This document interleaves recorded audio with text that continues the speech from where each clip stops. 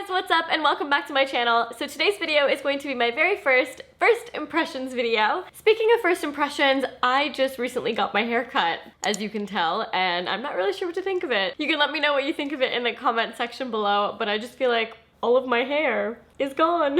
Anyway, so today we'll be talking about the new beauty launches by Christian Louboutin. And if you guys don't know, they're trying to expand or extend their product range. They already do things like nail polish and lipsticks, which I've actually mentioned in my previous video, but now they've brought out things like kohl pencils and liquid eyeliners, which we're actually going to be talking about today. So I happened to be in the Selfridges beauty department yesterday, just kind of moseying around, and I stumbled upon this, and my first impression was that it was just the weirdest thing I had ever seen. It's the Christian Louboutin Luminous Ink Liner in the shade 1, Rouge Louboutin. It's essentially a liquid eyeliner that's red. And I was like, what is this? Seriously, who can pull off red eyeliner?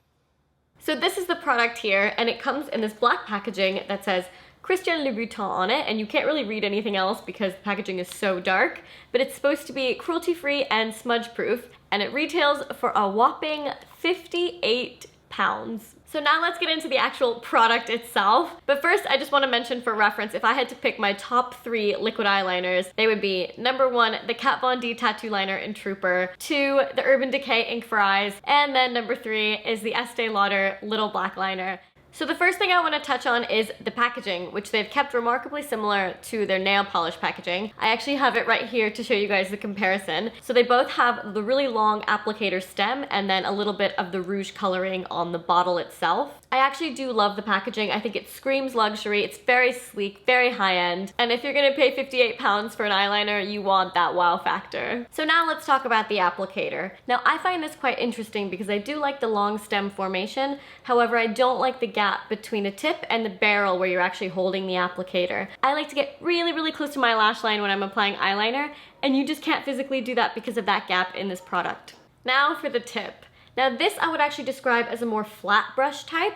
It's more roundish or squarish than I'm actually used to. If you couldn't tell from all 3 aforementioned liquid liners, the Kat Von D, Urban Decay, or even the Estee Lauder one, all 3 of them have a pointed tip, so we'll just have to see how this one applies. So after first watching it, I do really, really love the color, but it is a very liquidy consistency, so it doesn't dry on first application, and therefore isn't necessarily smudge proof. You do have to wait about a minute, but then it definitely won't come off, as you can see. So I am not currently wearing anything on my eyes. I wanted to see how this applied in its most truest form. So now it's the fun part. Let's apply it. Whoa, okay, so this is super liquidy. I'd recommend even holding your eyelids back while applying this, which I normally don't do with my liquid eyeliner pens.